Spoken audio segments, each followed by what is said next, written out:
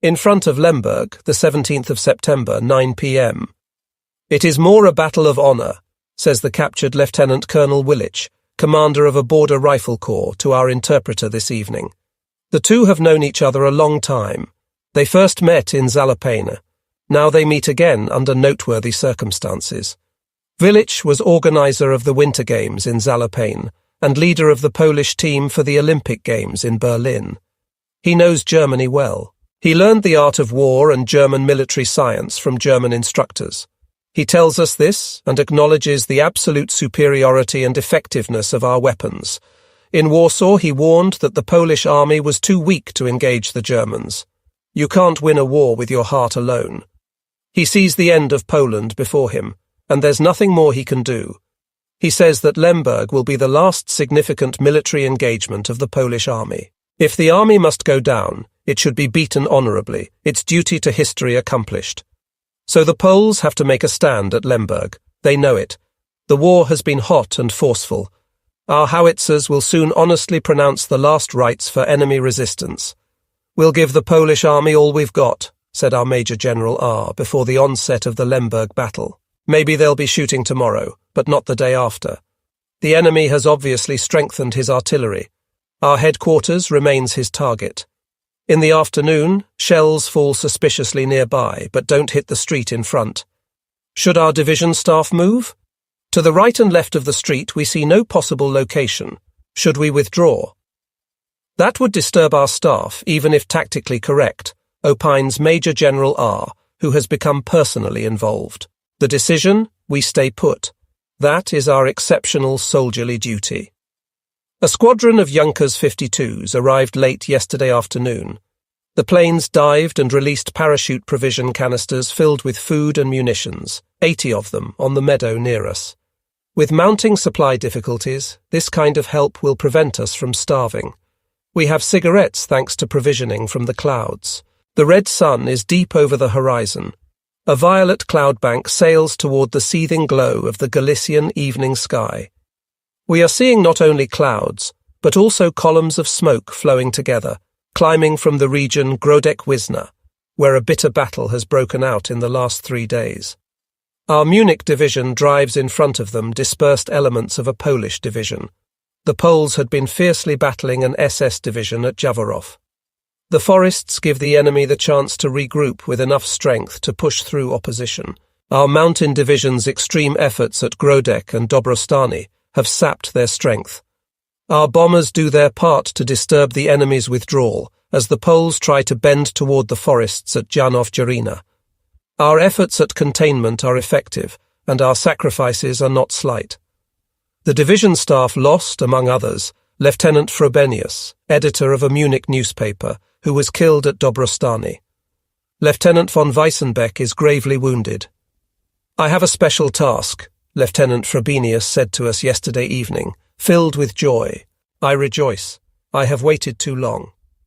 At 1 a.m. he drove with his special task to Dobrostany. His cheerful nature was his shield.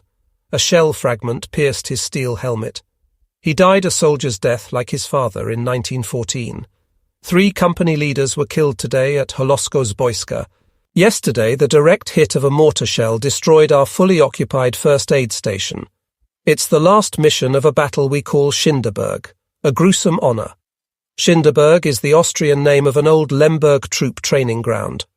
Holosko-Zbojska and the hotly contested nearby Jewish cemetery are places of honour for our Bavarian mountain troops. They went without supplies. Poles attacked them all night long. Enemy artillery shelled them and shut them in, reminiscent of the troop training ground. An exhausting two-front war continued from day to day. Our men grew weaker, yet they didn't pull back. One day it looked like they would be overpowered, but the next day our bold soldiers triumphed. The encircled enemy tries once more to break through our iron grip in the direction of Kulikov with a column of tanks and armoured cars. We have surrounded him since the 12th of September. We hear that our own armoured cars are near Kulikov. Our tanks are to overrun Lemberg. Today, our mountain division has radioed the Poles in clear text that the Russians have crossed the Polish border. Prisoners tell us today, the Polish leadership maintains their pious belief that the Russians have come to their rescue. The injection of a whopping dose of lies is whipping up the enemy's will to fight. Polish cavalry are skirmishing in Berlin-Grunewald. Mussolini has had a stroke. Revolution has broken out in Germany. French soldiers have penetrated deeply into the Reich. The purple fireball has set behind the dark rim of the world. Shots and battle rage. Black silhouettes in the surging lava of the western sky form an enveloping play of shadows. One division must exert its collected battle strength over 4 fronts at the same time, without palpable reinforcement. Our Herculean deeds can be measured against bold German combat on Galician earth in World War I. In the night, flickering firelight and the rumble of battle brought us information about the fierce fight of our troops with the Polish divisions that were making an intense effort to break through toward Lemberg. This morning we drove there. The street had already been secured. Our groups Pemsel, Utz and Kress came through at Dobrostany, 10 kilometers north of Grodek and the forest, headed to Janov, from where the Munich division was advancing to Lemberg. The armoured cars we heard this morning are already in Lemberg. Our ring is closing more tightly, especially in the southern part of the city. In Lemberg, the end is near. The order to our corps: completely surround the city. We see traces of the Poles' over-hasty retreat on the road to Grodek. A shell hit pushed a field kitchen into a street trench. Neglected omnibuses stand at the side of the road. Polish caps and satchels lie massed everywhere. We pass through Ukrainian villages. Life goes on as though nothing has happened. Farmers are ploughing furrows over their broad fields to plant winter grain. Black and white spotted cattle are grazing on the meadows. The farm girls wind up water pails from the wells. Gooseherds shriek. Refreshing breezes waft toward us from the morning cool, leafy forests. The sun plays with the glittering autumn dew. The wonderful land, in its fertility, stands in marked contrast to the penury of its people. A shot-up Polish tank stands at the entrance to Grodek. Anti-tank guns have torn up the tower. A brick wall taller than a man has been knocked over and fallen on the street, a few hundred meters behind. Did the fleeing Poles think they would impede their pursuers with it? An advancing combat train fills the Grodek marketplace. The Ukrainian flag waves from the city hall. The mayor, Johann Lebkuchler, has remained. The name doesn't sound Polish. Another of the innumerable cases where Poles took up German blood. At the city hall we meet ethnic German farmers from the colonial villages Burgthal and Hartfeld, near Grodek.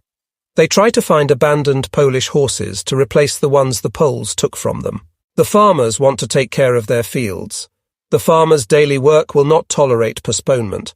Our troops stream through town. They must advance. But it's necessary for safety to leave a rear guard behind.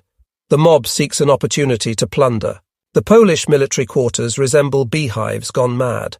The rooms are thick with dust and naphthalene. Children, women, men, young and old, root through piles of clothes. They emerge happily smiling. A man has found a pair of shoes, an old woman some tattered stockings. They might carry off weapons as well.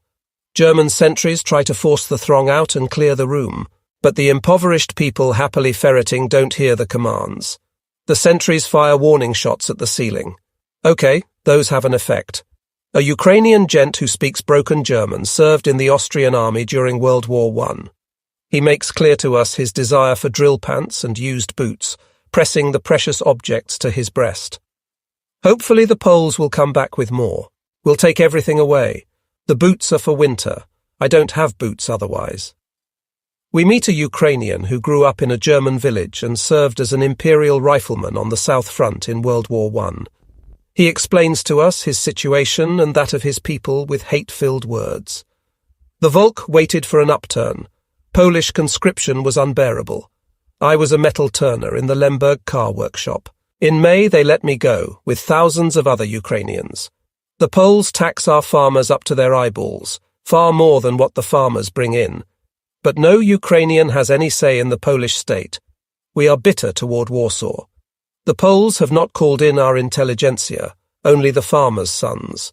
They think the latter don't know enough to be dangerous. Of course, we Ukrainians have not forgotten the pacification of 1924, how the 14th Ulan Regiment in Lemberg clobbered our farmers. Here we are again. The German occupation will soon be over, the Poles said when they pulled out of here 24 hours ago. We drive down the road to the Grodek cemetery. Many Imperial Austrian troops are buried here in the Galician earth next to Poles and Ukrainians. We can't miss seeing the column of captives being led from Grodek to Kaltwasser on the dusty street. They shuffle along, heads down, a beaten army. This morning, Combat Group Schorner made contact with our tanks. This overall strengthening was necessary, because the pressure from the Poles is dangerous. They keep trying to break through from Holosko to Lemberg. Today, a Polish group succeeded in penetrating Resna Ruska. We saw them at 3 p.m., flooding back. Our flak was landing on their column at the forest edge, driving them into wild flight. We have cleared Resna Ruska. Enemy artillery has been savagely firing back since morning, setting fire to Schunthal, German Schunthal, poor settlers' town with inhabitants returning home. A Lemberg newspaper has fallen into our hands. The Dziennik Polski, Polish diary of the 17th of September, writes that the 16th Posen Division is coming to the aid of Lemberg. The single-sheet newspaper fantasizes that Polish artillery has silenced our batteries. When we think of the hard-headed failed Polish sorties these days, we can only grin. Krakow academic youth have entered Lemberg, writes the newspaper, to vanquish or die. Lemberg has sufficient food. Our own food supply is adequate thanks to a squad of Junkers 52s. At noon they flew low over the Lemberg airport, protection against flak. On a narrow strip of runway we marked, they were able to land. 2 planes that hit shell craters broke up. We received food and ammunition for the final battle around Lemberg. In front of Lemberg, the 19th of September, 8 p.m., prepare for the final battle. That's the explanation for the coming and going of artillery officers and messengers, for the arrival of numerous trucks and marching columns. The other divisions have moved to Lemberg. This morning, the Schlacht Battle Group and a neighbouring division occupied Winnicki, the German settlement of grape growers at the east exit of Lemberg, and made contact with Russian tanks. The city was thereby totally sealed off. Pioneer demolition troops of Group Scheines blew up the eastern railroad line at Krasna, which had been carrying supplies into Lemberg. Inside the city, confusion increased from hour to hour. Prisoners give us a precise picture. General Janusz Zajtik still pins his hopes on his volunteer companies, composed primarily of students. Brigadier General Langner tries with his remaining men to strengthen a defensive wall.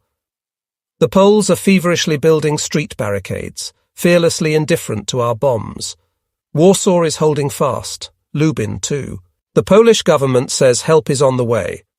A rumour or intentional lie, French troops have broken through our Siegfried line at Saarbrücken, is supposed to stiffen spines and increase faltering resistance behind the barricades in the final hour.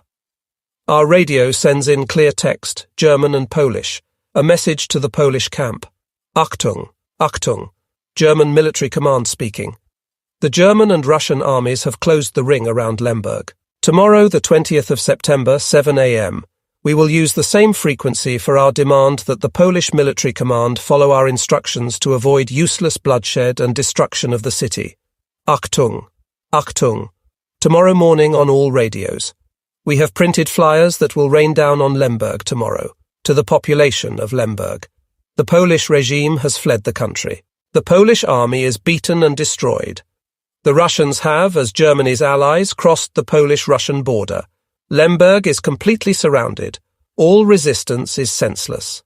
In front of Lemberg, the 20th of September, 4 p.m., our reconnaissance flies over the city at 8 a.m., received by angry defensive fire. This time our planes do not drop bombs that could again panic Lemberg. Yet what they drop is explosive. The town is in a mad fever of perverse expectation. The citizens of Lemberg and the Polish soldiers have no idea how near the end is. Yesterday they were wildly building barricades in the northern part of town. They dream of the Russians who will help them. We parade the senselessness of further resistance before their eyes. 20 Thuand paper flyers are the spiritual blasting caps that may loosen up turbulent Lemberg. Consider, your position is hopeless. The bulk of the Polish army is destroyed, as well as your troops at Jaworów and Janów. The Russian army has crossed the eastern border of Poland, and reaches out to the German army as an ally. Warsaw has offered its capitulation. Lemberg is surrounded. England and France have left you in the lurch. Lay down your arms.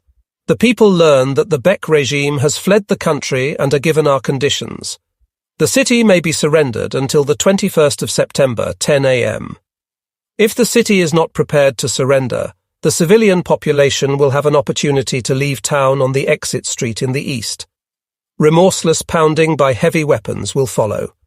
This demand will be repeated by radio after 7 o'clock to the Polish command headquarters. We met the parlementaires of the Army Corps at 11 a.m. We drive with them to the advance battle posts along Grodeca. At noon we notify the Poles by radio that we will await their representatives. We designate a noon ceasefire area. At noon on the dot we arrive and look into Grodeca at the street barricades that show substantial shell damage. We wait a quarter hour. Nobody shows up. We wait until 12:30. We still don't see anybody. We get ready to leave. "He's coming now," calls out one of our sentries. A Polish officer, deathly pale, arrives with a white flag under his arm. He greets us silently. He hands us a letter from the Lemberg military commander to the commanding general of our corps, Rittmeister B. We give him a letter from commanding General B. Done.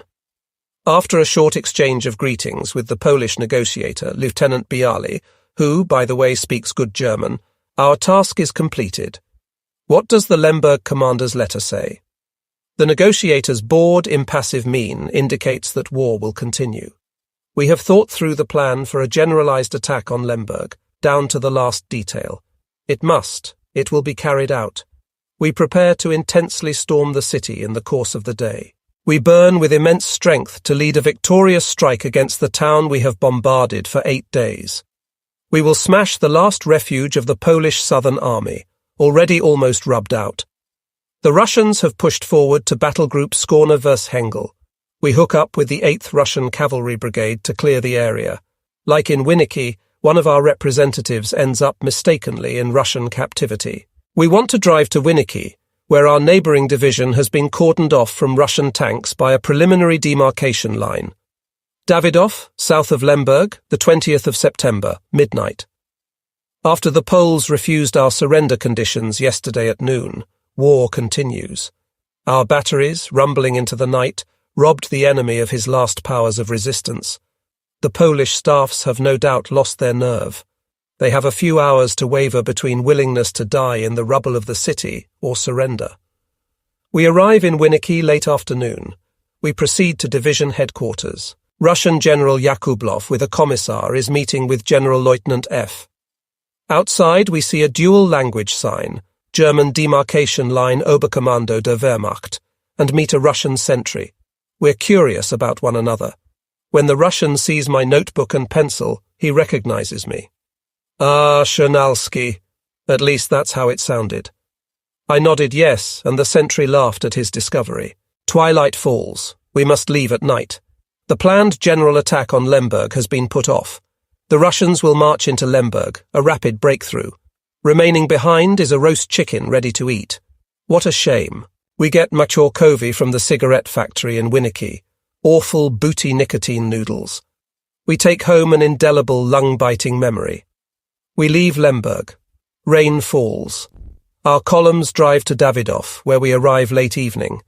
We bed down for the night in a prosperous farmhouse. By candlelight we discover old acquaintances, deep in Galicia in front of Lemberg.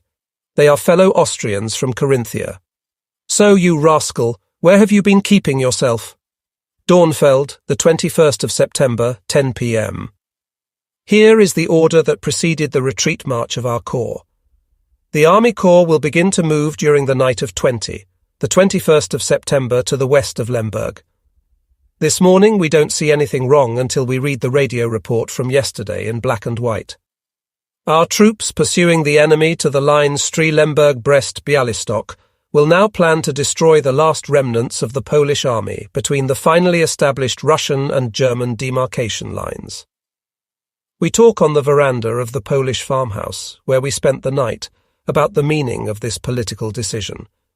We press our hosts into the discussion, the estate owner, his wife, and his sister-in-law.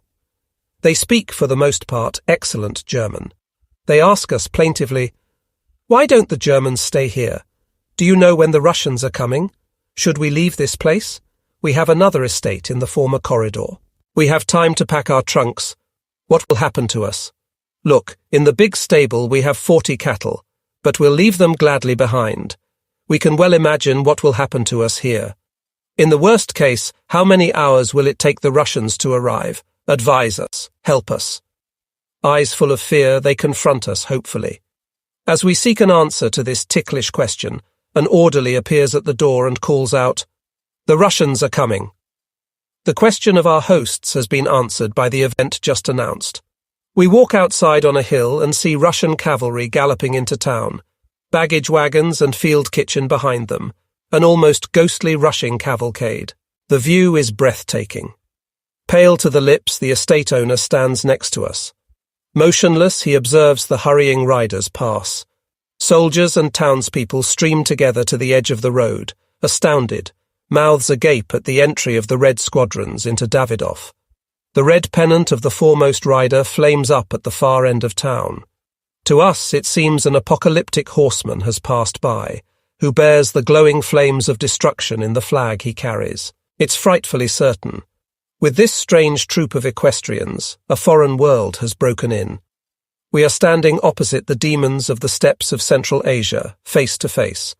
Our wordless stares at one another say more, in this moment, than we possibly could with words. Cursing, red artillerists whip their steppe horses into a fast run past the trellis of onlookers. The owner's women trudge back into the house. Our host stands next to us, then walks away. In parting, he presses a short greeting.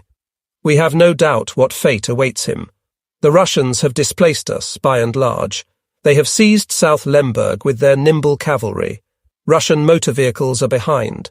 They advance with more difficulty because nocturnal pouring rain has turned the meadows into moor. We march on, in part over the Russian advance path. Changing position, Russian columns and German vehicles overtake one another. We make a short stop behind Davidoff. A Russian squadron, out of breath, is resting. The horsemen, partly Mongols and men from Kyrgyz, sleep leaning on the necks of steppe steeds.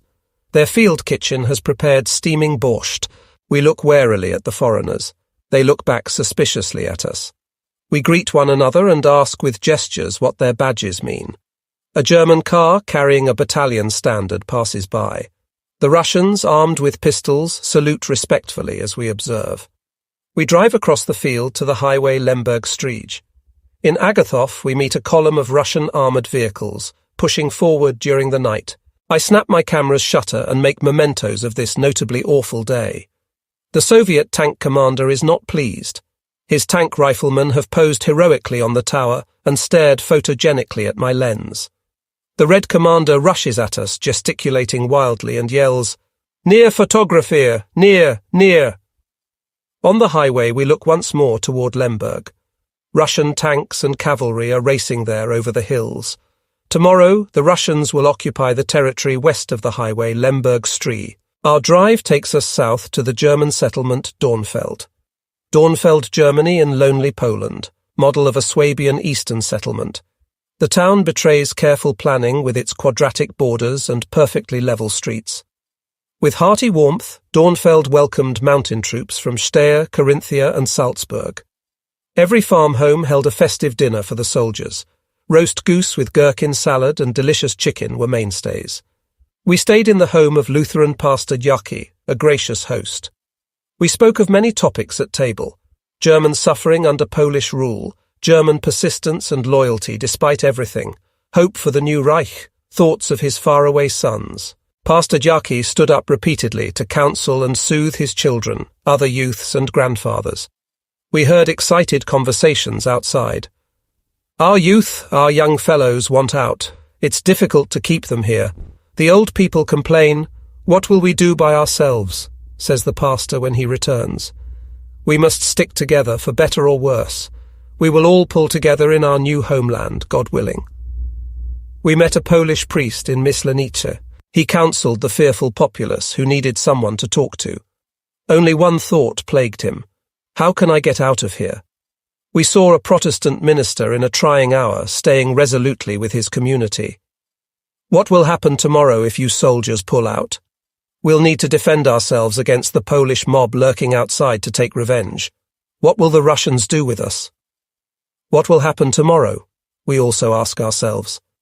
Dornfeld, the 22nd of September, 8 a.m. We have a foggy autumn morning full of pain and quiet sorrow. Our forced departure grips our hearts, God knows, a bitter parting. Ethnic German fighters throughout the world have all waged a hard, harsh battle. We pull out as commanded, to give the Russian occupiers space. When will people's dread of the Russians be realized? We don't know. Pastor Jaki only fears the Polish revenge-seeking mob before the interregnum. The Poles hadn't thought of marking the roofs of German farmhouses with a red rooster, as they had in Schöntal. We make one more trip around the village. Our drive yesterday was joyful. Today, dear Dornfeld is quiet. The old people stand clustered in groups. Young people shoulder their trunks and hurry to the truck that will carry them behind the German interest border. We watch a tearful, anguished parting. A disconsolate girl, pretty as a picture, clings to a fence in an entry garden. I must remain with my parents. We approach the elderly, who have no idea what to do. Tears run down their furrowed farmers' cheeks. Don't worry, men, the Führer won't forget you. He will call you home, all together. They draw in their breath and recite with emotion a farmer's prayer. Yes, we believe that too. The Führer won't forget us. He'll do something. The girls in the pastor's kitchen, yesterday jokingly plucking geese for the soldiers, sob and shed tears. When we arrived, our regimental musicians unpacked their instruments. Departing, they play a serenade for our brave Pastor Jaki, a fighter in a fighting community. Fluttering march strains, alpine marches, shake the grey morning awake. Maybe everything would have been easier without music, had it not been commanded. The groups of horses for our columns are impatient. We see fewer villagers on the main street. Too many carry evidence of their pain. The column marches out. Quietly we extend our hands, a wordless departure. Only eyes speak. Be well, brave Dornfeld. Your path of destiny has been strewn with thorns of late. Your return home to our great German fatherland will be wreathed with flowers. Grodek, Jagiellonsky, the 23rd of September, 10 p.m. We set aside a concentrated storming of Lemberg. After the political decision, it seemed to have no object. Throughout the day, the 21st of September, the battle groups of the Mountain Division broke off contact with the enemy. The exhausted Poles surrendered piecemeal on the morning the 21st of September to Battle Group Skorna. 50 officers and 1,000 men were taken prisoner. A large amount of war material was well-earned booty. Shortly before the Russians marched into Lemberg West, the military commander of Lemberg, General Janusz Zajtik, announced to a group of officers that further efforts at defence were useless. They should surrender to the Germans or Russians or await the final outcome in civilian clothes. The remaining gold was distributed to the troops. During the day, the number of surrendering Poles continually grew, the remainder of the Polish Southern Army. The 20,000 men had collectively 300 machine guns and 100 cannons, which were our booty. Lemberg, the radio reported, surrendered yesterday to the German troops marching away. Surrender negotiations are in progress with Soviet troops in the eastern rim of the city. Lemberg surrendered. Polish defenders were at first frightened by rapidly advancing German troops from Edelweiss to the gates of the city. Poles were hardened by 8 days of battle, but shaken by aerial bombing and heavy weapons. They experienced 65 relief and breakthrough attempts. They held back our advance with a heroic defence. They tried to build a resistance centre for regions under their South Army, but we thwarted them at Grodek and Dobrostany. The dead at Holosko and Dobrostany did not die in vain. The bravery displayed during the storm trip to Lemberg, as the division commander called it, informed all war negotiations. Our division commander was often personally at the head of the column, spreading fear and horror, driving into the foe, firing at the panicked Poles. On one occasion, his men rescued him from a highly dangerous situation. He drove his division at a wild tempo in a journey toward death and the devil. He struck the enemy's legs with abject horror. The bitter halt at a lonely position brought about victory. We're not talking about war luck here. Covered with eternal fame, the Mountain Division ended the campaign in Galicia. They conquered Galicia with irresistible attacks and roaring storm surges. They won with their 1-week advance, declared Major General R in today's orders to his troops. Lemberg surrendered to German soldiers already marching away. Only someone who could feel our heartbeat in the hard hours at Lemberg, who left good comrades in heroes' graves at Lemberg, can measure the greatness of our soldierly deeds that lay behind this brief radio report. Grodek Jagiellonsky, the 24th of September, morning. The singing of our soldiers marching through the Grodek marketplace awakens us in the morning grey. Are they going home, or does a new duty call, who knows where, to the west? In any event, victory is the goal that draws forth all spiritual and bodily strength. Victory achieved and won. These troops have withdrawn from the extreme front lines of Lemberg. Our hearts have experienced in the agonies of the line of fire. Good comrades killed, uncertain hours of sentry duty standing guard amidst the bent and broken. The men's faces glow, free and elated. Their throats form the outline of their elation into song. It's actually not a song that our fellows sing this morning so that marching is easier. No, this song is joyous, proud, triumphant, lucky, a prayer and thank you. The soldiers belt out the austere melody of the march prodigiously. The Ukrainian inhabitants of Grodek hear it. For the last time in this magnificent war, the old folks hear German soldiers sing. Heavens, if only I had my harmonica, sighs a comrade near me. He would like to say something that words can express only with difficulty. Someone has sat down at a piano in the second floor of a house. He easily improvises arias and marches. Music fills the house. Melody relieves the tension of the days of war, the experiences of 3 weeks. The activity of our men is fused with the warm music to yield an arresting mental image. We notice that the piano is not in tune, but the warriors returning home generously overlook this flaw. A throng fills the marketplace. The Ukrainians stand around in groups. The women and girls are colourfully dressed, the old farmers in long linen smocks with broad straw hats. The mob streams into the churches, but no sounding of bells calls to a service. The bells are silent. The Catholics go to one place, the Greek Unitarians to the domed building. The churches are packed. In the frosty, cloudy morning, women kneel in front of the doors. The multi-voiced choir sings longingly.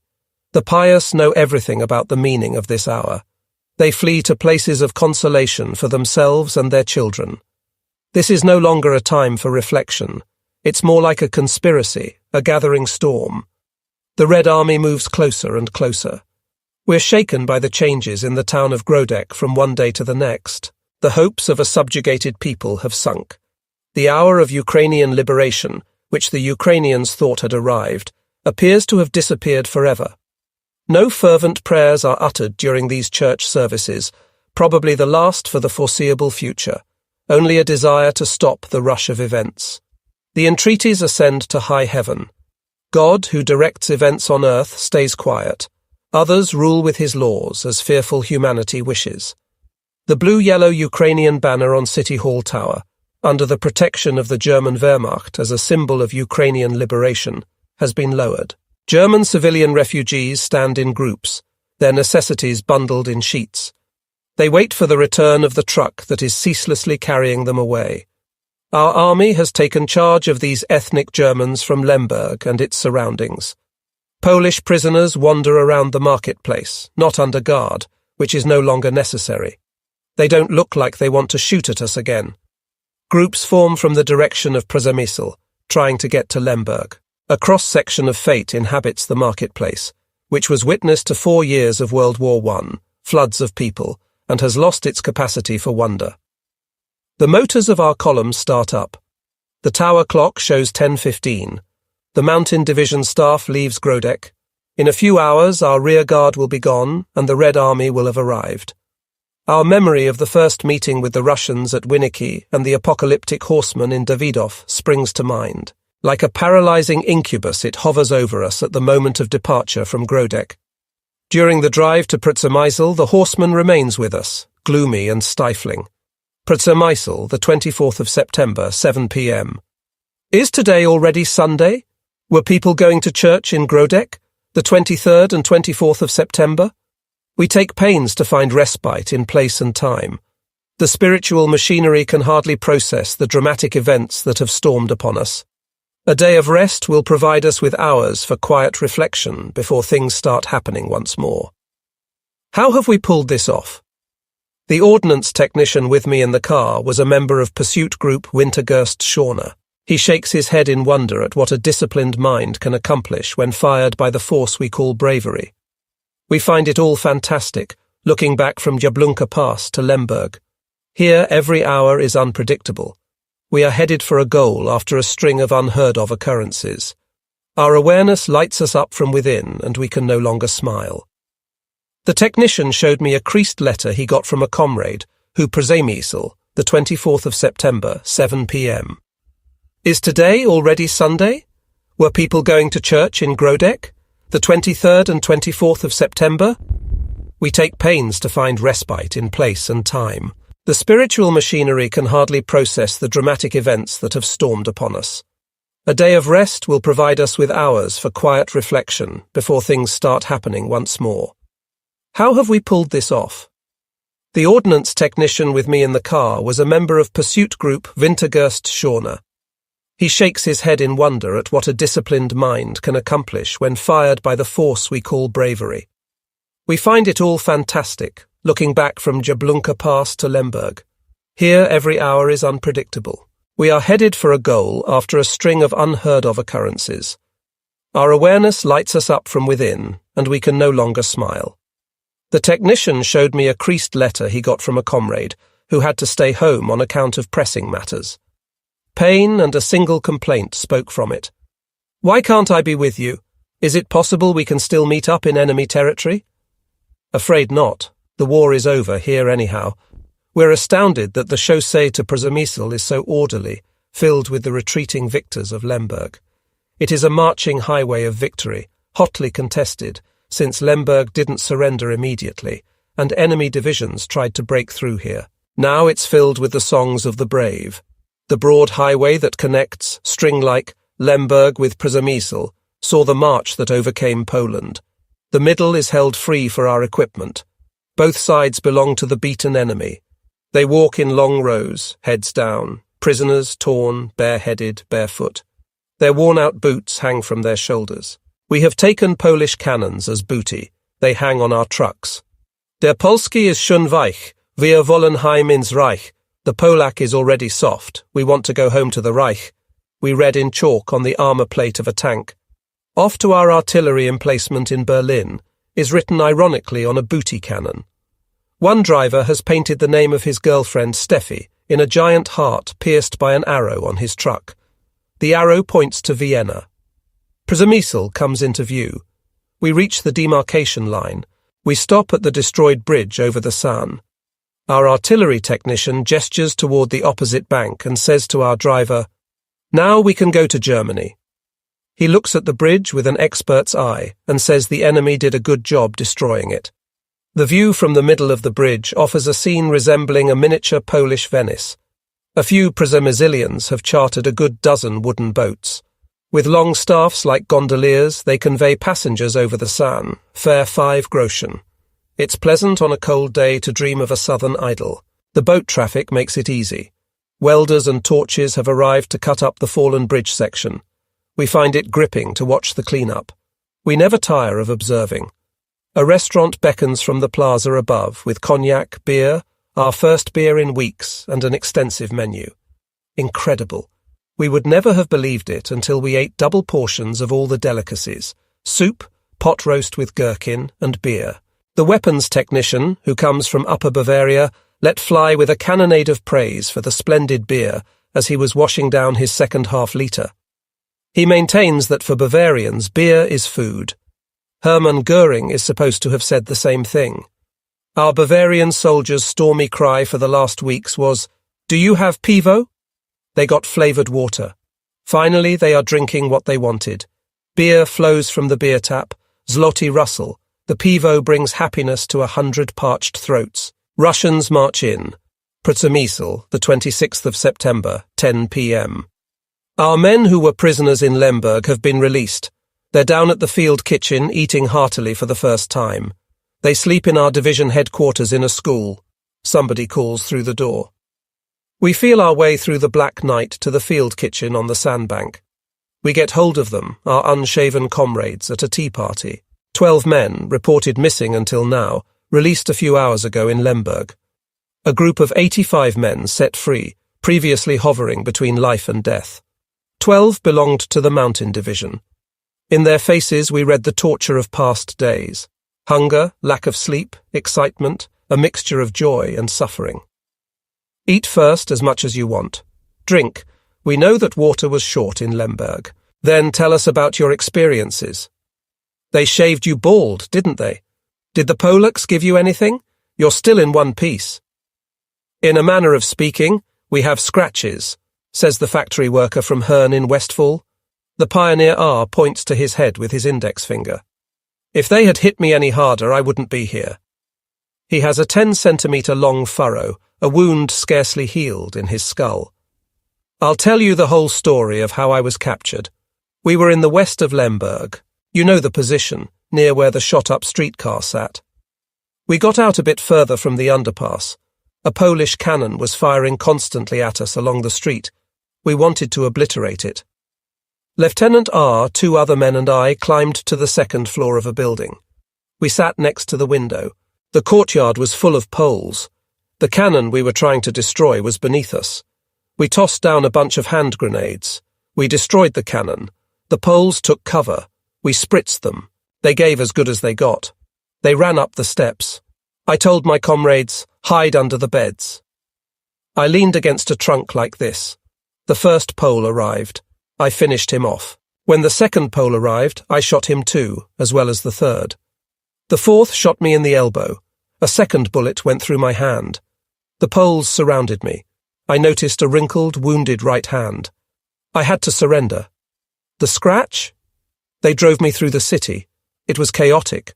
The large street, Grodeka, was lined with earthen barricades. Tubular cement barriers lay diagonally across. A mass of civilians was nearby, building new barricades. We, my guard and I, approached a group of civilians, shoveling and breaking ground. My guard, I must say, did nothing to me but the civilians. They were Jews and really gave it to me. They saw my insignia and screamed, a German flyer. They foamed with anger, spit at me, hit me in the face. I could not defend myself. My arm burned. My sleeve was soaked with blood. But they couldn't care less. Why aren't you in the hospital? Man, you'll end up with a stiff arm or no arm at all. The brave fellow was cool and collected. He bore his injury without complaint, a stocky Westphalian with broad face, heavy skull and athletic build. Nothing worried him. He continued quietly. You German Schweinhund, one civilian said to me, dragging a crowbar over my ribs. I thought I was finished. The sentry guarding me was powerless against the mob. They swore and cursed behind me. An old man in civilian clothes ran up to me from the side and struck me over the head with something, I think a rifle stock. That's the scratch. After that, I don't remember anything. They saw the blood spurting from me and left me there. When I came to, they schlepped me to the command headquarters for interrogation. I explained that at night during the battle I was right at the front, and saw or heard nothing other than what the Poles did. They believed me and let me go. I saw that our troops encircled Lemberg and that they were white as chalk. The Poles took everything from me. Fountain pen, matches, pocket knife, handkerchief, money, watch, everything. I was in the military prison. We had awful mush to eat, tasted like cooked oats or barley. We ate it. We were terribly hungry. Our jail had thick walls, bomb-proof. They immediately brought us upstairs, under the roof, so that the aerial bombs would hit us first. Later, they put us in the riding hall. We slept on pure horse dung. We had no drinking water. I remember the first question at my interrogation. What religion are you? If you said Roman Catholic, you got preferential treatment. If you said Protestant, you were through. They asked me if I was Jewish, said a blonde Swabian. When I said no, the Pole said, "I'm a Jew. I shit on Germans." The Swabians smelled the roast and hoped for good weather. Were you in the Hitler Youth? Is everybody in Germany a Nazi? In their final hours in office, Polish officials in Lemberg asked these questions. Germany must fall, a Polish corporal in the citadel said, according to another returning comrade. The Polish corporal pointed to the gallows-like structure on which hung the gas alarm and opined, "Your Führer will one day hang from there." The corporal spoke good German. He sometimes lied, but more often offered up sincerely what Polish officers had told him, stammering with desperation. He reeled off pious Polish pronouncements, which had spurred on the faltering defence of Lemberg. Hitler has been shot. Goering has been shot. 800 bombers have turned Berlin into rubble. Krupp is kaput. The West Wall has gone to the dogs. The French have penetrated deeply into Germany. "I didn't dare laugh or contradict," said our comrade from the Augsburg Imperial Regiment. Dressed as a civilian judge, he was one of the first prisoners the Poles captured at Lemberg. Being a rarity, he was carefully handled. They even gave him cigarettes, ceaselessly from one camp to another. The people in Lemberg could feel a small triumph when they saw the captive Germans. The Poles no doubt had the illusion that they could win. They issued posters showing the prisoners and asserting that German artillery was becoming less accurate. The so-called Red Cross nurse in Lemberg had an opportunity to express her sisterly feelings. Cigarette dangling from her lips, she waved her sidearm in the air. The gun-toting woman hid her subjugation to the Geneva Convention. Her performance frightened prisoners to death. Her grimaces and gestures spoke of stabbing and decapitation. "How did you escape?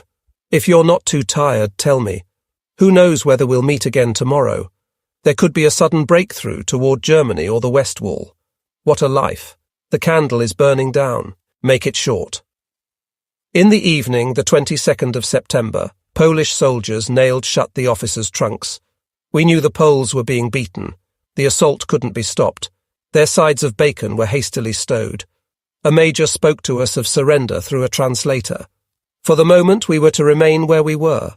Our first priority was to arm ourselves after our guards left. The mob was going to overrun the place, plunder, schlep out all the junk. The marauders must have been hungry. One ate a green herring he had pulled from a pile of dreck. Ukrainians remained as civilian guards. The Jewish mob arrived upstairs first. They were renowned soldiers, I tell you. High on their horses, the Jews rode in with red armbands. Like sacks of oats, they clung to the horses' backs, waving their rifles about wildly. They set about plundering immediately. If they were driven off, they came back like flies. The Russians marched in. The brutal Red regime governing the town dissolved the thieving mobs. Little resistance occurred. Anyone who didn't obey was hammered down on the spot. The Russian officers who visited us were apparently told to make a good impression. They paid us 6 rubles daily for the work we did, as well as 100 cigarettes for each man. Do you want to know what Moscow cigarettes taste like? Here, try one, comrade. There's not much to smoke in Lemberg.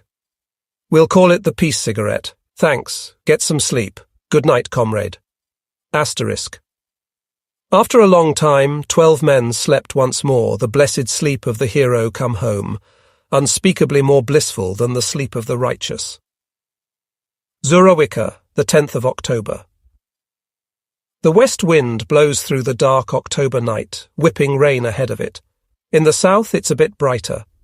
The light from Przemysl shimmers through the clouds. Zurawica, the location of a company, our rear guard on the San, is 8 kilometers in front. Here in the former Zurawica barracks of a Polish tank battalion, our brave soldiers are lodged. They seem to feel well. Song emerges from the lighted windows. Happy noises come from the corridor, a picture of camaraderie. A piano is accompanied by a drum. The company chief celebrates with his corps of non-coms. We note an absence of ceremony in this evening of entertainment, which readily accepts a passing stranger. Yes, comrades, you have every reason to celebrate. With good conscience, you can enjoy the pleasantly warm room, the music and expensive liquor.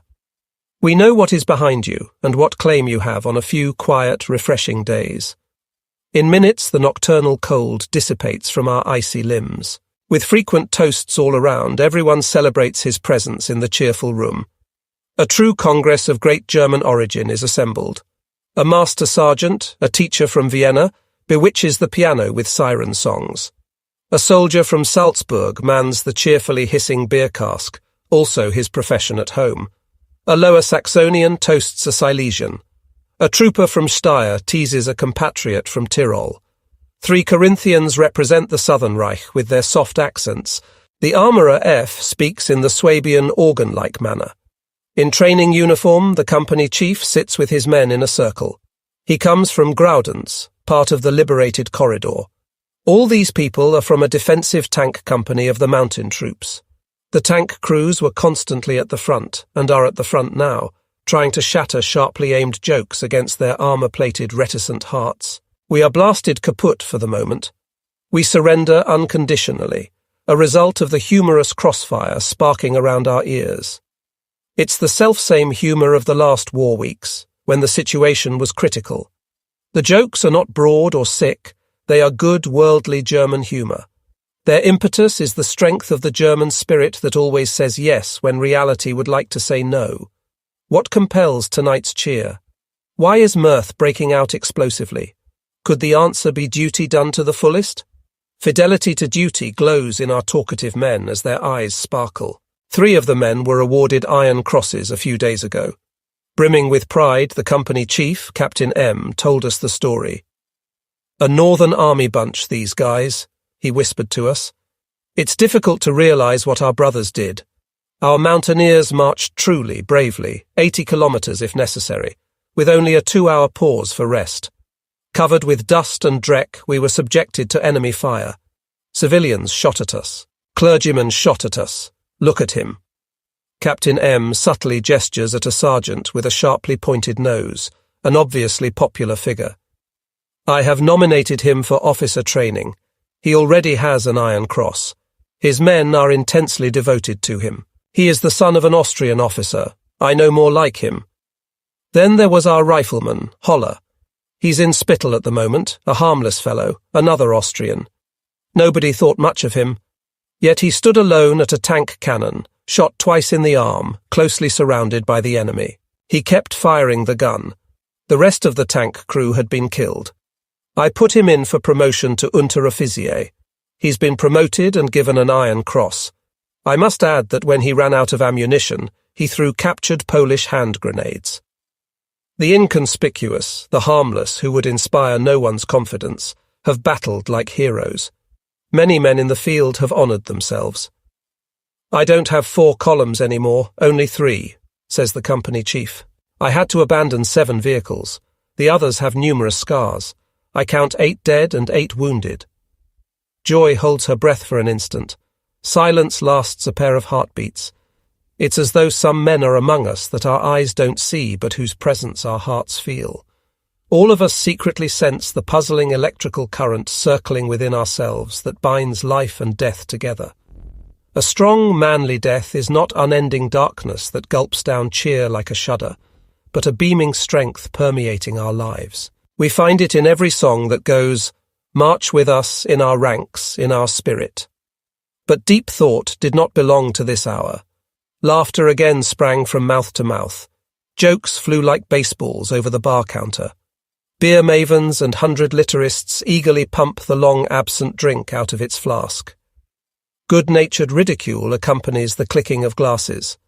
The Corinthians make clear to the men from Linz that East Tyrol belongs to Carinthia for at least a dozen reasons. The Linzers draw themselves up with Tyrolean pride and demand autonomy. The debate ends with the accusation, "Gypsies must have galloped through the town where you were born. Otherwise the inhabitants would feel differently. Do you get my drift?" The fellow who believes he has won the debate demonstratively puffs his pipe. "If your pipe belches more smoke, there won't be a dry eye in the room," scoffs the other debater in the background. "I must laugh at their quarrel," the company chief whispers to me. He regards his comically boozy family's fun in a mild, fatherly way. 2 more wine bottles are brought out, long-guarded treasures. Fine muscat bubbles onto the counter. The flask is like a fruit rind in our borrowed home, the Polish tank barracks that has given up its worthy community goblets. Twice we pass the bottle around. Our mood is ripe to experience the wild story that old Heinrich von Kleist told of a Prussian knight in 1806. The Soldier's newspaper, Krakow edition, reprinted it. A dying candle flickers. It weirdly lights a dozen soldier faces with its reddish glow. We read from the folded paper. Everyone listens raptly. During pauses in the reading, you could hear a pin drop and the patter of the rain outside the window. Here is Kleist. Cursed Noose is the title of the treatise on German knightly boldness. A Prussian knight is the only man remaining in a surrounded village. What? The Prussian knight spits out and catches 3 French chasseurs' eyes. If it were their toes, I'm not afraid. And at that moment the 3 Frenchmen are riding into the village. Bassa Manelka, cries the knight. He spurs his horse and bursts upon them. As God lives, bursts upon them and seizes them, as if he had the whole Hohenlohe Corps behind him, and flings them from their saddles. We are reading the anecdote about the Prussian knight at precisely the right moment. When would we be better able to envision what was happening than now? We had just lived through Polish attacks from impenetrable forests and malicious villages. 3 against 1. We were up against those odds, if not worse. 3 flung from the saddle and 1 Prussian knight charging through the enemy ring. Bassa Manelka, they said in those days. Hurrah! We shouted in the past weeks. In 133 years, damned little has changed. An unknown knight heaved 3 enemies from their saddles. An innkeeper repeatedly calls him a hell of a fellow. The hell of a fellow could be named Rifleman Holler, who is not with us today because his wounds are still healing. His comrades Friedrich and Ziegler were killed right and left, next to his tank cannon. Holler kept shooting, although he was bleeding profusely into his sleeve after 2 bullets went through his arm. A hell of a fellow. In reference to Kleist, a damned noose, those who are drinking like fish and listening. It's as though Kleist hears his work read to a few comrades who didn't return, or are unnamed, like his Hohenlohe Corps knight in 1806. Finish up, comrades. The light is going out. It's well past midnight. We take one more mighty gulp of golden muscat from the bar, a toast to the bold, immortal German knight who knocked 3 from the saddle, then and now. Diary entries from 2nd to the 11th of November, 1939. Our time in Krakow comes to an end. We hear that we will be redeployed. The weeks soon pass. The quiet was beneficial. Krakow is a town you can live in contemplatively, an atmospheric city where you soon feel at home. German cultural artifacts are what please the visitor. The Poles can't get rid of them. Charming, lovable objects from old Austria have rescued Krakow. Echoes of Vienna are everywhere. Café Fenier, a classic example. Timeless window decorations and mocha philosophical consideration thrive here. Exotic, wonderful blossoms endure the breathless passage of time, an increasing rarity, asterisk. It was splendid up there in the Tatra, in the wild and woolly Jawodzina, meeting the blonde, blue-eyed mountain people of the Gorals, a notable tribe. Ancient farm decorations have swastika motifs. Over the entrance to the Goral Museum in Zakopane, I see a chiseled swastika with the insignia 1922. It offends Jewish guests taking the cure, the museum director tells us. During the nocturnal trip home, we sank to our knees in dreck. A dozen men's arms and 2 horses were needed to heave us out of the mud. Autumn in Poland, asterisk. We're now certain. The company will be divided. Half will remain in Poland, half will march west. No one knows which half he will end up in. If you're a soldier, far away from gunfire, you can't know where sparks will spray from the next blade. Damned hard. Everybody wants to go west. Now we know who goes and who stays. The fellows who stay become quite monosyllabic. We others are keen to march no matter where. It would be better if we knew where. Asterisk departure rail terminal in Krakow. Since this morning, 2 columns of the propaganda company with their cars are being loaded. The field kitchen offers us a departure meal between the rails. Shortly before our train pulls out, we receive our orders on paper, a beautiful happening. We learn that we, as corporal, as Unteroffizier, will undertake the trip west, a delicious travel dish. The company chief releases us with wishes for profuse soldiers' luck. Then the pain arrives. departure from good comrades remaining here. They stand in a silent line along the tracks. With a lengthy whistle, the train pulls out. Our comrades wave goodbye silently. We hardly trust ourselves to wave back an agonizingly moving departure. Asterisk. A dark morning somewhere in Germany, we rub the sleep from our eyes. Diary entries from 2nd to the 11th of November 1939. Our time in Krakow comes to an end. We hear that we will be redeployed. The weeks soon pass. The quiet was beneficial. Krakow is a town you can live in contemplatively, an atmospheric city where you soon feel at home. German cultural artifacts are what please the visitor. The Poles can't get rid of them. Charming, lovable objects from old Austria have rescued Krakow. Echoes of Vienna are everywhere. Café Fenier, a classic example. Timeless window decorations and mocha philosophical consideration thrive here.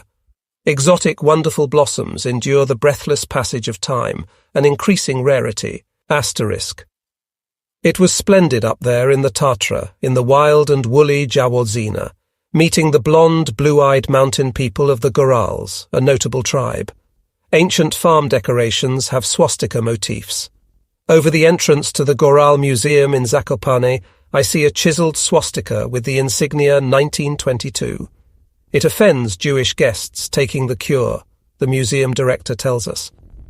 During the nocturnal trip home, we sank to our knees in dreck. A dozen men's arms and 2 horses were needed to heave us out of the mud. Autumn in Poland. Asterisk, we're now certain. The company will be divided. Half will remain in Poland, half will march west. No one knows which half he will end up in. If you're a soldier, far away from gunfire, you can't know where sparks will spray from the next blade. Damned hard. Everybody wants to go west. Now we know who goes and who stays. The fellows who stay become quite monosyllabic. We others are keen to march no matter where. It would be better if we knew where. Asterisk departure rail terminal in Krakow. Since this morning, 2 columns of the propaganda company with their cars are being loaded.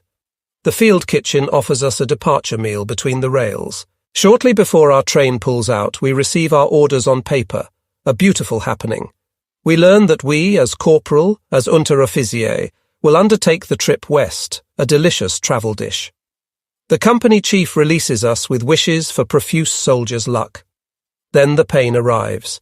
Departure from good comrades remaining here. They stand in a silent line along the tracks. With a lengthy whistle, the train pulls out. Our comrades wave goodbye silently. We hardly trust ourselves to wave back, an agonizingly moving departure. Asterisk. A dark morning somewhere in Germany. We rub the sleep from our eyes and look out at a small station, devoid of people, where we briefly stop. Station officials come to our window. Do you know, comrades, what has happened? What happened, for God's sake? A bomb attack on the Führer in the Bürgerbraukeller last night. The radio just announced it, says the man, drawing in his breath. And? The Führer is alive, but other people were killed. Our transport is sent into frenzy. Attack, Bürgerbaukeller. A key word is missing when our trip resumes. Secret Service. We want to give the word to you at home, murderous comrades on the other bank of the canal. A provocation, a conspiracy, an offering of hate. We are filled with wonder that the Führer was spared.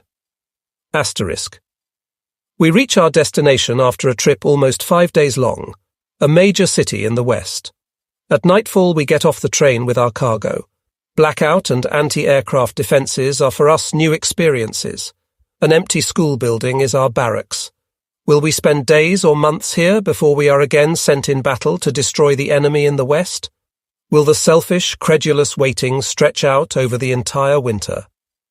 At the West Wall, the 22nd of December, 1939. A stiffly blowing night wind whirls through the bushes, rattling and clattering in the old building. We could easily believe we were hearing enemy spies, taking advantage of a quiet hour, Christmas time, to advance in no man's land. But our sentries keep watch faithfully over the terrain outside, well in front of the barbed wire piles. We can relax. We can stop anyone trying to invade Battle Station 103. We can permit our view of the lighted tree to enter into ourselves. The tree is a symbol of the most beautiful experience a German can have. War evening for the right and true, we follow the call of the light born anew at Christmas for the length of a solar year. God knows it was the same in the First War winter, 1914 to 1915. Outside on the battlefields of Flanders, northern France and Galicia, German soldiers in the trenches and installations gathered around the evergreen tree, perhaps a twig, on which a single candle stump flickered over a few paper scraps. In 1917 we had to march to North Galicia, besiege Verdun, fight U-boat and cruiser high seas wars on the Adriatic and North Sea. German prisoners, who had no glowing tree to cheer their neglected and needy circumstances, felt the festival inwardly. For us, Christmas is not the hustle and bustle, the tearful merry Christmas, of those on the other side of the Channel. Our Christmas is a profound acknowledgement. As we work through the thicket to our bunker, we must consider that for 25 years, fate has granted us Germans no other Christmas than war and worry.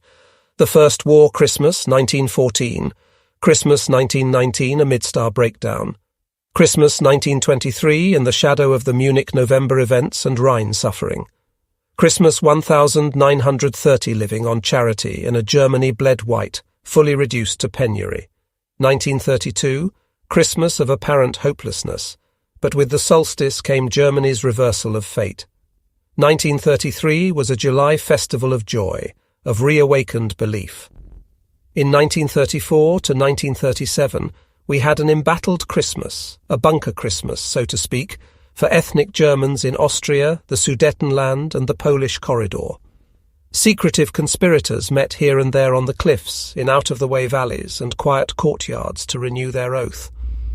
The bunker Christmas is our fate today. Don't think that we're sad about it, even if our thoughts wander back to mother, wife and child. Believe that we're proud and happy. We sense the new birth of light that we call Christmas as warriors, who fight for fulfillment of our secure, happy German destiny. In this hour, cannon barrels and machine guns stare from our combat-ready concrete forts.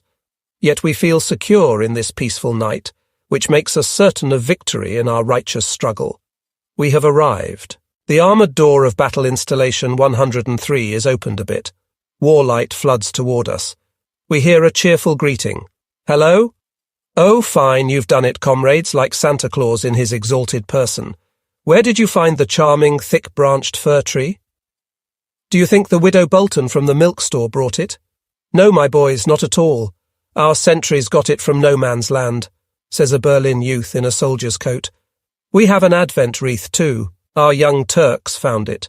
We bunker fritzes always know what we need for a sunny youth and rich inner life. Yes, golden humour thrives here. Good-natured teasing makes bunker life entertaining. Today, certainly, it's more subdued than usual, with everyone trying to find himself. We see the hard life of the front soldiers chiselled into faces that glow with the red breath of the lighted tree. The soldiers decorated it with thoughtful gestures, as they would have as fathers of their children in the light of their homes, with tinsel and candles placed on the branches. North, south, east and west of the Reich are represented. The old men of 1914 to 1915 are present, and the youths can enjoy their proven camaraderie.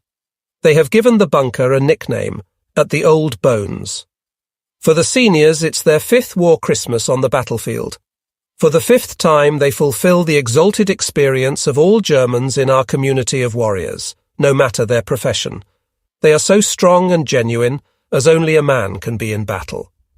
The Iron Fellowship of the front soldier in 1939, like in World War I, is more than a feeling of togetherness. The radio standing next to the gas masks brings oft-repeated greetings from our homeland. Happy, simple folk melodies fill the room with wonderful hominess. The wooden coke-burning stove provides comforting external warmth. Letters from home, brought west with gifts of love, furnish inner warmth. The German Christmas carols furnish sensations that can be felt, though not expressed in words. The German soul is sensitive and warlike simultaneously. The old bones, the brave fellows tested at the front, sing like children the ancient song. On the Christmas tree the lights burn, how soulfully it glows, dear and mild, as it says, see in me a quiet picture of true hope. The last strophe is ripped suddenly in two. The captain arrives. He shares with his men the happy hour, here, there, and in the neighbouring bunker. Herr Captain, I report, Battle Station 103 is celebrating Christmas. The captain does not arrive empty-handed. A case of Niersteiner Domtal, 1928 appears. Steinhager for the Westphalians, fine cigarettes, chocolate, dates. Who imagined war would be like this? In World War I, said the sergeant, eyeing the Steinhager batteries. I had a weakness for Steinhager, but now I prefer Watcholder. Ah, times change. We must make a toast. Somebody utters the passphrase and the expected bunker greeting follows. It ends with the used glasses thrown over the shoulder against the wall to prove they are completely empty. They have given us our heart's desire, but they forgot one thing, asserts Rifleman Mars. Batteries for our radio. Homeland. How could you? The men outside by the barbed wire, our forward sentries, should celebrate with us. The captain himself brings them the treasured gifts. Tonight the passphrase is unique. No one is forgotten. It's late. Battle Station 103 shelters happy soldiers with its concrete walls. Everything grips us. What is sung, what is said. Especially the words from a Swabian World War I soldier as he walks out the steel door. I didn't ask for the first war, but the second. We experience bunker Christmas and certainty of victory in our great German war of liberation. The U-boat trap of plutocratic morals, the mischievous gentleman. What we soldiers in the West are thinking, end of February 1940. We've been warned for a long time about the so-called fairness of England, at least since the day at Scapa Flow that the German war fleet sank, and then German sailors tried to rescue, sailors in the water. The English turned their batteries of machine guns on the boats of the German sailors. The murderous acts at Jossing Fjord fully opened our eyes, as well as cowardly British attacks on our Waccamaw and Watusi. Showing respect for the honestly battling, bleeding enemy who can no longer defend himself belongs to what we Germans designate as fair play. It would be nice if we competed in football with another team, but we don't need to. We carry our fair play within ourselves, our minds and souls, deep within the German being. We want to be victorious, but not at any price. When we say fair, we are alluding to a German virtue that this non-German word describes. When we want to express the notion that so-and-so behaved irreproachably in a difficult situation, we say, he handled himself like a gentleman, or his knightly bearing swayed us. Even though this thoughtless description is not consistent with our Volk and its past, to us it's a bitter sort of punishment. A gentleman. What praise, what a lazy word at the same time. It's as though we didn't know what to anticipate from a nobly behaving person. Fairness. We accept our expectation honestly, which has always been our mistake. We graft French and English words onto our native German, as though we were ennobling a wild tree with rare foreign branches, while others strew tinsel and claim a false morality. Haven't we already realized that we wild ones are better human beings? Proverbial German propriety has always lacked reservations.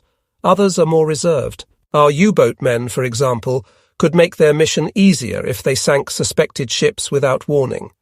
Alone they undertake the challenge of halting ships of unknown nationality, and, in the case of contraband, giving the crew a chance to abandon ship, despite the danger that the treacherous British will sink us. We display chivalrous behaviour, the opposite of the Churchill U-boat cases.